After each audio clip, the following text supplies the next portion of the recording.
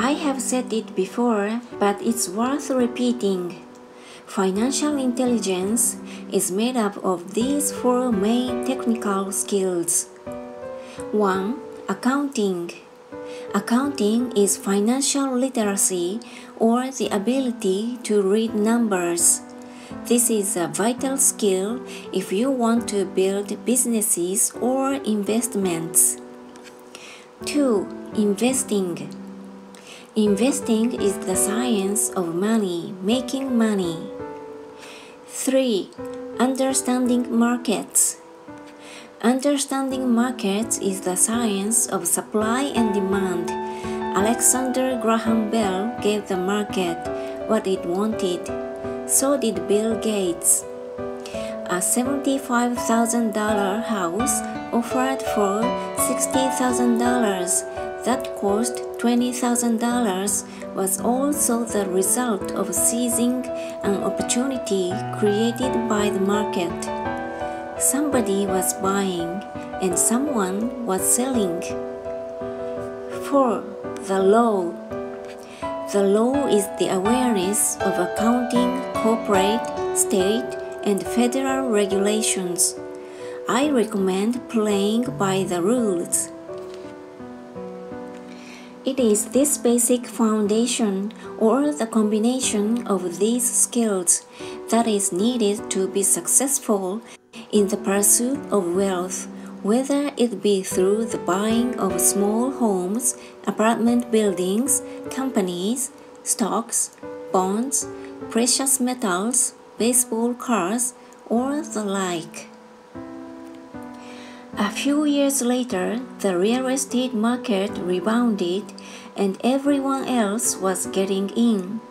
The stock market was booming and everyone was getting in. The US economy was getting back on its feet.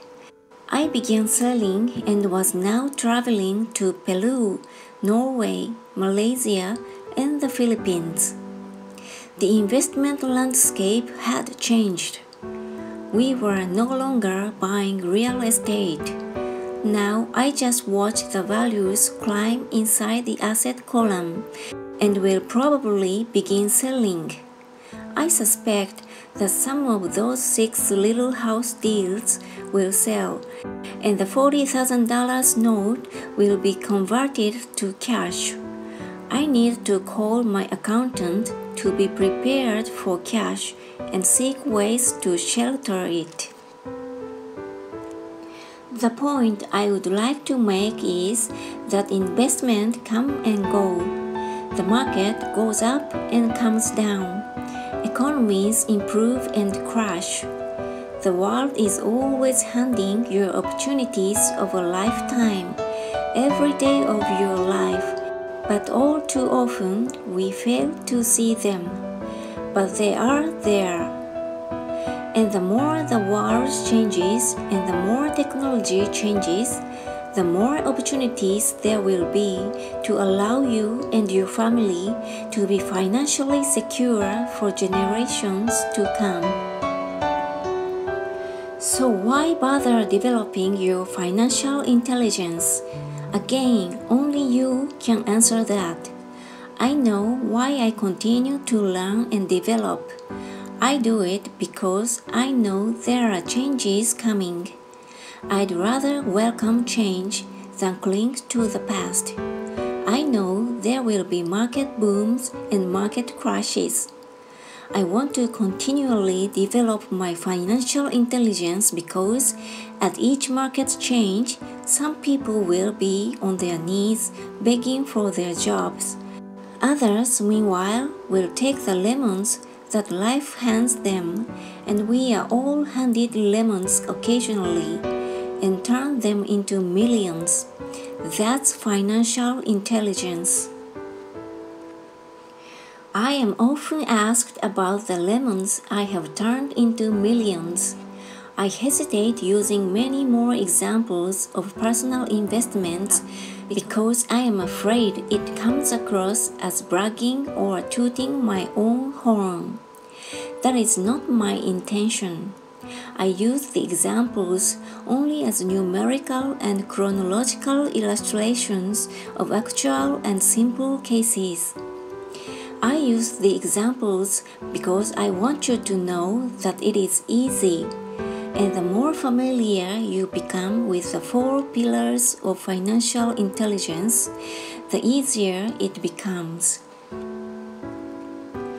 Personally, I use 2 main vehicles to achieve financial growth: real estate and small cap stocks. I use real estate as my foundation. Day in and day out, my properties provide cash flow and occasional spurts of growth in value. The small cap stocks are used for fast growth. I do not recommend anything that I do. The examples are just that, examples. If the opportunity is too complex and I do not understand the investment, I don't do it. Simple math and common sense are all you need to do well financially. There are 5 reasons for using examples. 1. To inspire people to learn more. 2. To let people know it is easy if the foundation is strong.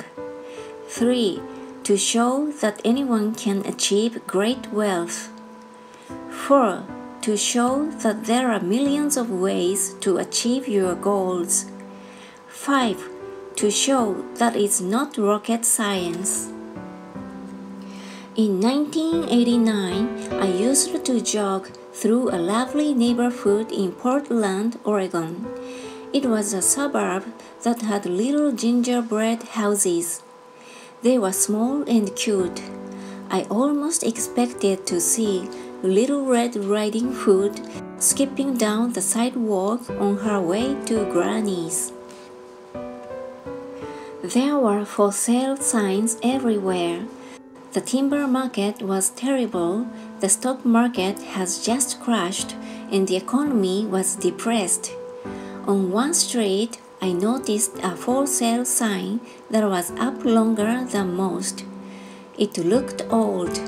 Jogging past it one day, I ran into the owner, who looked troubled. "What are you asking for your house?" I asked. The owner turned and smiled weakly. "Make me an offer," he said. "It's been for sale for over a year. Nobody even comes by anymore to look at it." "I look," I said, and I bought the house a half hour later for $20,000 less than his asking price. It was a cute little 2-bedroom home with gingerbread trim on all the windows. It was light blue with gray accents and had been built in 1930. Inside, there was a beautiful rock fireplace as well as 2 tiny bedrooms. It was a perfect rental house. I gave the owner $5,000 down for a $45,000 house that was really worth $65,000, except that no one wanted to buy it. The owner moved out in a week, happy to be free, and my first tenant moved in, a local college professor. After the mortgage, expenses, and management fees were paid, I put a little less than $40 in my pocket at the end of each month. Hardly exciting. A year later, the depressed Oregon real estate market had begun to pick up. California investors, flush with money from their still booming real estate market, were moving north and buying up Oregon and Washington. I sold that little house for $95,000 to a young couple from California who thought it was a bargain. My capital gains of approximately $40,000 were placed into a 1031 tax-deferred exchange, and I went shopping for a place to put my money. In about a month, I found a 12-unit apartment house right next to the Intel plant in Beaverton, Oregon. The owners lived in Germany, had no idea what the place was worth, and again just wanted to get out of it. I offered $275,000 for a $450,000 building. They agreed to $300,000. I bought it and held it for 2 years. Utilizing the same 1031 exchange process, we sold the building for $495,000 and bought a 30-unit apartment building in Phoenix, Arizona. We had moved to Phoenix by then to get out of the rain and needed to sell anyway. Like the former Oregon market, the real estate market in Phoenix was depressed. The price of the 30-unit apartment building in Phoenix was $875,000 with $225,000 down. The cash flow from the 30 units was a little over $5,000 a month. The Arizona market began moving up, and a few years later, a Colorado investor offered us $1.2 million for the property. The point of this example is how a small amount can grow into a large amount. Again, it is a matter of understanding financial statements, investment strategies, a sense of the market, and the laws.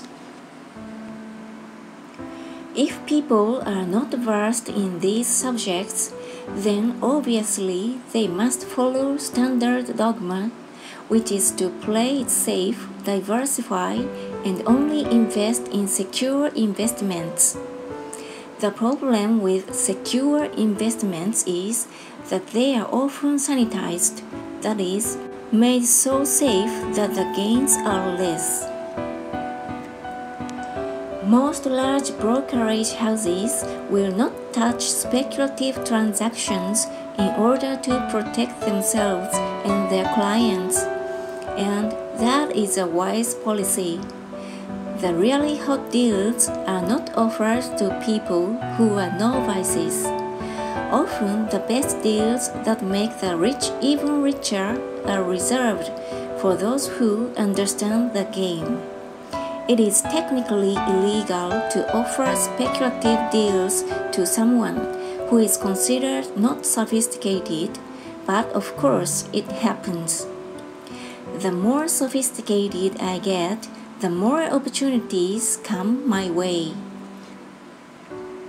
Another case for developing your financial intelligence over a lifetime is simply that more opportunities are presented to you. And the greater your financial intelligence, the easier it is to tell whether a deal is good. If your intelligence that can spot a bad deal or make a bad deal good, the more I learn, and there is a lot to learn, the more money I make, simply because I gain experience and wisdom as the years go on. I have friends who are playing it safe, working hard at their profession, and failing to gain financial wisdom, which does take time to develop. My overall philosophy is to plant seeds inside my asset column. That is my formula. I start small and plant seeds. Some grow, some don't. Inside our real estate corporation, we have property worth several $1 million. It is our own right, or real estate investment trust. The point I'm making is that most of those millions started out as little $5,000 to $10,000 investments.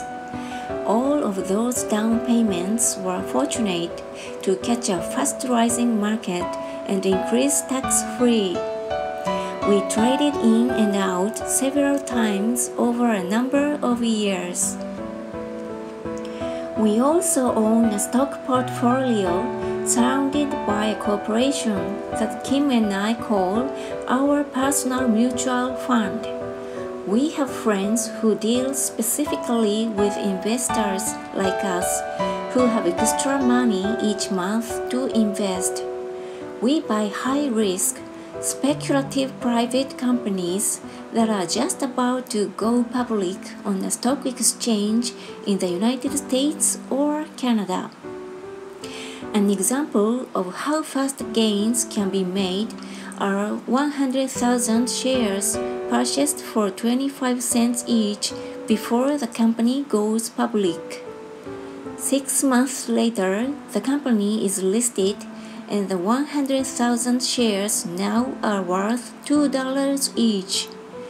If the company is well managed, the price keeps going up and the stock may go to $20 or more per share.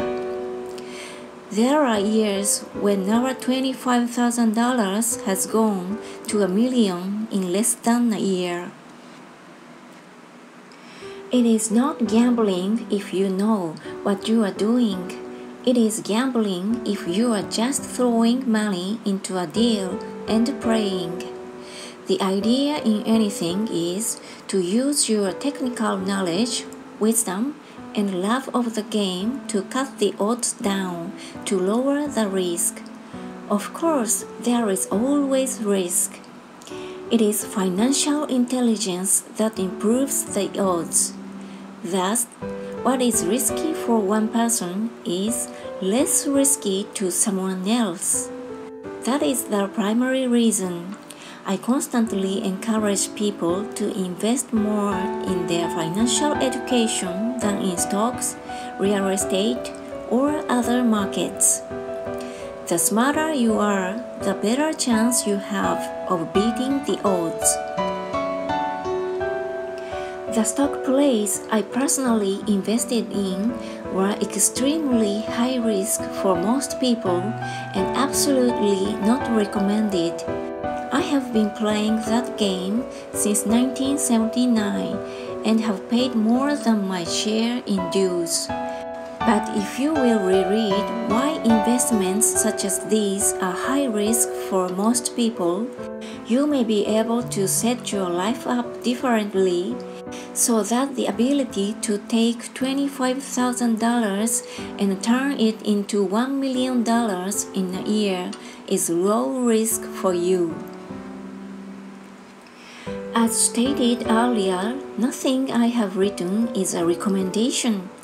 It is only used as an example of what is simple and possible. What I do is small potatoes in the grand scheme of things. Yet, for the average individual, a passive income of more than $100,000 a year is nice and not hard to achieve. Depending on the market and how smart you are, it could be done in 5 to 10 years. If you keep your living expenses modest, $100,000 coming in as additional income is pleasant, regardless of whether you work. You can work if you like, or take time off you choose, and use the government tax system in your favor rather than against you. My personal basis is real estate. I love real estate because it's stable and slow-moving. I keep the base solid. The cash flow is fairly steady and, if properly managed, has a good chance of increasing in value. The beauty of a solid base of real estate is that it allows me to take greater risks, as I do with speculative stocks. If I make great profits in the stock market, I pay my capital gains tax on the gain and then reinvest what's left in real estate, again further securing my asset foundation. A last word on real estate. I have traveled all over the world and taught investing. In every city, I hear people say, "You cannot buy real estate cheap." That is not my experience. Even in New York or Tokyo, or just on the outskirts of the city, prime bargains are overlooked by most people. In Singapore, with their high real estate prices, there are still bargains to be found within a short driving distance. So whenever I hear someone say, "You can't do that here," pointing at me, I remind them that maybe the real statement is, "I don't know how to do that here yet." Great opportunities are not seen with your eyes. They are seen with your mind.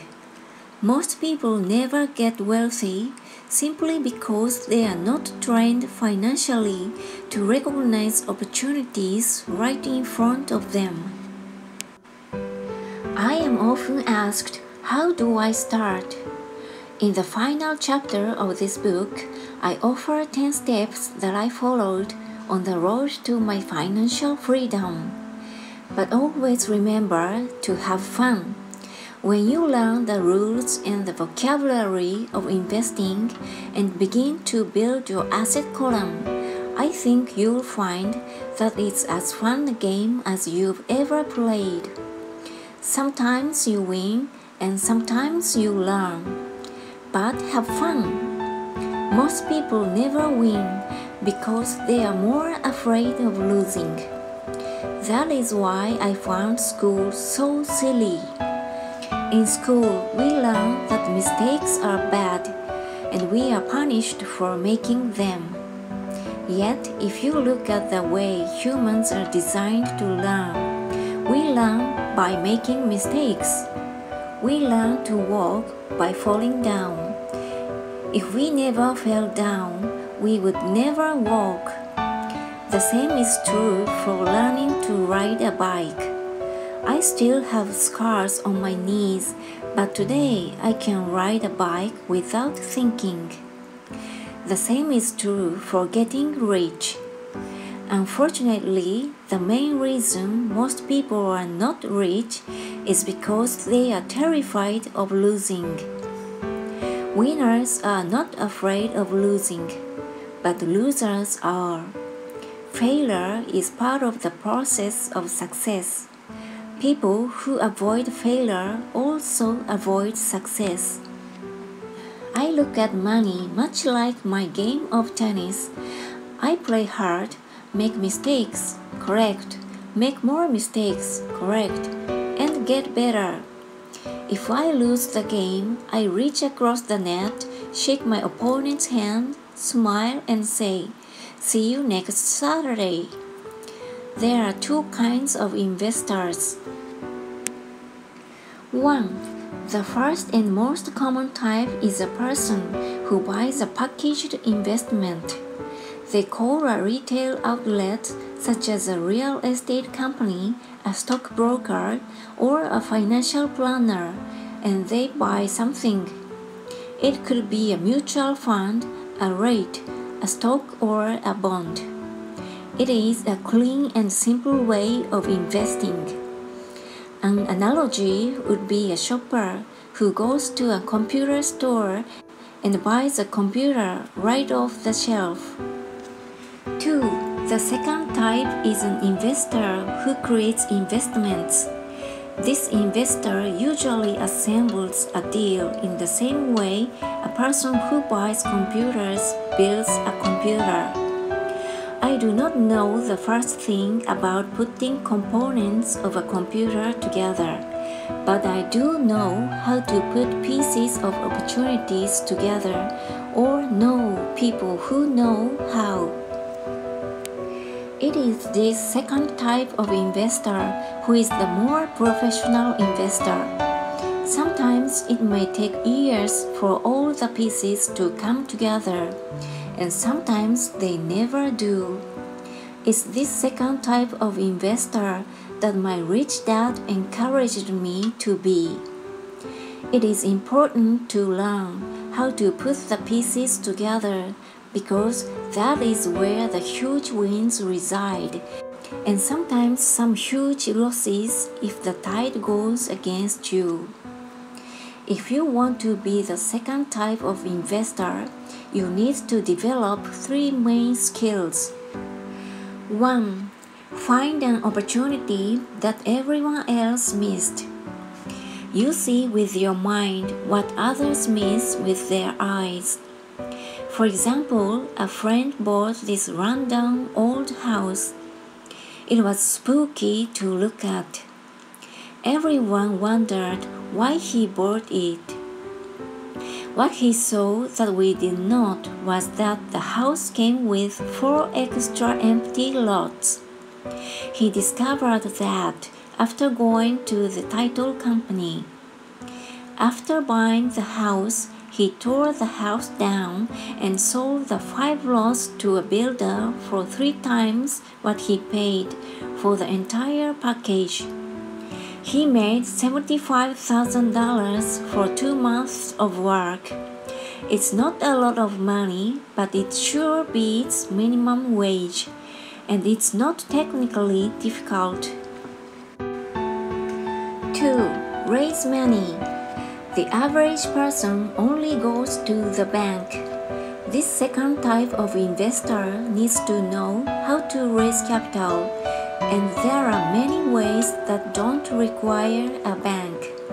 To get started, I learned how to buy houses without a bank. It was the learned skill of raising money, more than the houses themselves, that was priceless.